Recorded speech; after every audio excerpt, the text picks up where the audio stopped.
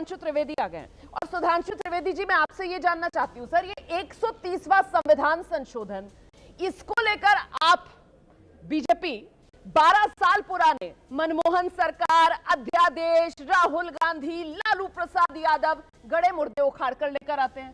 Sir, पहले तो यही कहा जाएगा कि कहां 130वां ये संविधान संशोधन और कहां वो फैसला सुप्रीम कोर्ट का, दोनों में कोई मेल ही नहीं है। तो ऐसे में क्या माना जाए?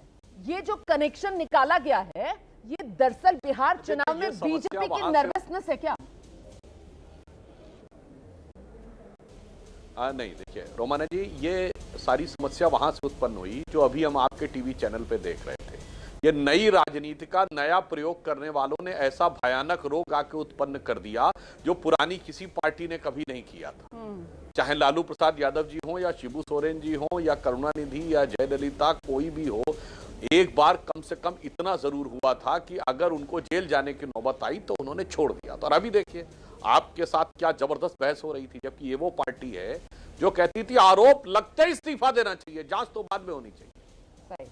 वो आज इस बात पर लड़ रहे हैं कि जेल से रह के हम मंत्री रहे और सही रहे। और दूसरी बात, बहस की गुंजाइश ही नहीं, दिखा दीजिए ना, कोर्ट ने डिसमिस कर दिया है। This is the order in which the court has dismissed that case. उसमें बहस की जरूरत ही नहीं है इतना इधर उधर तर्क वितर्क करने की। तो ये दिखाते हैं जो राजनीति का भयानक रोग आया था, जो एक्सपेरिमेंटल पॉलिटिक्स ने जो डेट्रीमेंटल डिसीजंस किए थे, उस कारण से यह परिस्थिति उत्पन्न हुई। अब मैं बताना चाहता हूं, जैसे संविधान निर्माताओं ने स्वप्न में नहीं सोचा होगा कि कोई जेल जाके भी सरकार चलाएगा, उसी प्रकार मैं आगे की कल्पना कहता हूं आपसे। देखिए, तमाम अपराधी और आतंकवादी भी मंत्री सांसद रह चुके हैं। आज आतंकवाद के 2 आरोपी जो जेल में हैं, अमृतपाल सिंह और इंजीनियर रशीद, वो भारत की संसद के सांसद हैं। अब बड़ी मजेदार बात यह है कि सरकारी कर्मचारी तो 2 दिन से ज्यादा जेल रहेगा तो डिसमिस हो जाएगा, सांसद विधायक जेल में रहेगा तो बगैर जमानत के वो सदन की कार्रवाई में भाग नहीं ले सकेगा, मगर मंत्री और मुख्यमंत्री जेल में रहकर कर सकेगा, चूंकि यह कल्पना नहीं थी। तो मैं अब एक काल्पनिक बात कहता हूं, कौन सी गारंटी कल के दिन कोई जेल में बंद किसी आतंकवादी को अपना नेता चुन ले? तब मान लीजिए इंडी गठबंधन कह दे, बहुमत से प्रस्ताव पारित करके कह दे कि आज से इंजीनियर रशीद हमारे नेता हो गए, अब मतलब जेल से आतंकवाद का आरोपी सरकार चलाएगा। अब आप कहेंगे साहब ये तो काल्पनिक बात हो गई, ऐसा तो कभी हुआ नहीं है। तो इसका एक आंशिक स्वरूप मैं आपको बात बताता हूं। 16 मार्च सन 2006 को केरल की असेंबली में यूनानिमस रेजोल्यूशन पास हुआ कि कोयंबटूर ब्लास्ट के मुख्य आरोपी अब्दुल नसीर मदनी, जो तमिलनाडु की जेल में है, उसको जेल से रिहा कर दिया जाए। और 140 के 140 विधायकों ने, सारे कांग्रेस के और सारे लेफ्ट ने यूनानिमस रेजोल्यूशन पास कर दिया एक आतंकवादी के पक्ष में। ऐसा हो चुका है तो कौन सी गारंटी कल के दिन आतंकवादियों के पक्ष में रेजोल्यूशन ना पारित कर देंगे हमारा नेता रहेगा? इसलिए मैं कह रहा हूं ये देश के लिए बहुत गंभीर चुनौती की बात है। और दूसरा, मैं इसका पॉलिटिकल पक्ष कहता हूं। समस्या क्या है रोमाना जी? सुधांशु जी, इनको डर सरकार से नहीं है, हाँ, इनको डर अपनों से है। ठीक है। इनको पता है कि इनकी पार्टी में अगर कोई दूसरा सत्ता में आ गया, जैसे अमित शाह जी ने कहा आपके दल का बहुमत है, आप छोड़िए और उसके बाद दोबारा आ जाइएगा, कोई समस्या की बात नहीं है। पर जहां अविश्वास से भरा हुआ गठबंधन नहीं, अविश्वास से भरी हुई पार्टी है, निजी स्वार्थ से भरे हुए, अविश्वास से भरे कार्यकर्ता हैं, इनको लगता है कि अगर हमने कुर्सी छोड़ी बाद में मेरे लिए कोई छोड़ेगा नहीं, क्योंकि इनमें से कोई भारत की तरह खड़ाऊ रख के शासन करने वाले नहीं है। ये सब वो हैं अलाउद्दीन और औरंगजेब की तरह कि अगर एक बार शाहजहां जेल में डाल दिया, भाई तू जेल ही में पड़ा रहे, तुझे निकालने की हमें जरूरत ही नहीं है। तो इनका आपस में सवाल तो ये है कि साहब 130वां संविधान संशोधन अगर उस पर बात रख रहे थे तो मेरा सवाल का तो जवाब ही नहीं आपने दिया। ये 12 साल पुराने राहुल और लालू प्रसाद यादव वाले, ये अध्यादेश फाड़ने वाले, ये गड़े मुर्दे उखाड़ना, ये बिहार चुनाव में बीजेपी की नर्वसनेस है क्या? वो वोटर अधिकार यात्रा, उसको लेकर जिस तरीके का बस बिहार में बन रहा है, क्या उसी की काट के चक्कर में बिहार की चुनावी लड़ाई किसी तरीके से बस भ्रष्टाचार पर आ जाए, इस वजह से ये लपेटा किया गया है क्या?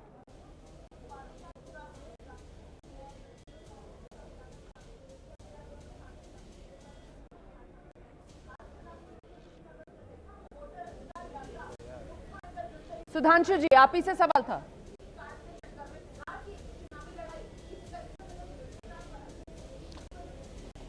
देखिए, यह विषय भ्रष्टाचार से लड़ाई के एक बड़े अभियान का है। इस विषय का चुनाव से लेना देना नहीं है। आपने संसद में देखा, न सिर्फ इस बिल का ही विरोध नहीं हो रहा था, जब ये बिल के बारे में बात हो रही थी तो नारेबाजी चल रही थी। कुछ दिक्कत आ गई है, फ्रीज हो गया है, टेक्निकल प्रॉब्लम है, इसको ठीक करवाते हैं। मैं दोबारा आऊंगी सुधांशु जी के पास, लेकिन तब तक हम रुक करेंगे। वरिष्ठ नेता जेडीयू के केसी त्यागी साहब हमारे साथ मौजूद। केसी त्यागी जी यहाँ अच्छा सुधांशु जी अपनी बात पूरी कर लीजिए, उसके बाद मैं त्यागी सर आपके पास आ रही हूँ। बस सर जल्दी से सुधांशु जी अगर आवाज आ रही है, बात अपनी पूरी कर लीजिए। बस मैं एक लाइन में कहना चाहता हूँ, सिर्फ यही नहीं है, इसी दरमियान संसद में गेमिंग ऐप वाला बिल भी आया। गेमिंग के खिलाफ जो बिल आया, जिसमें लोगों की जुए की लत लग रही थी, उसमें भी ये शोर शराबा कर रहे थे। तो ये सारा का सारा शोर जो संसद में था, ये केवल जुआरियों और भ्रष्टाचारियों को बचाने के लिए था।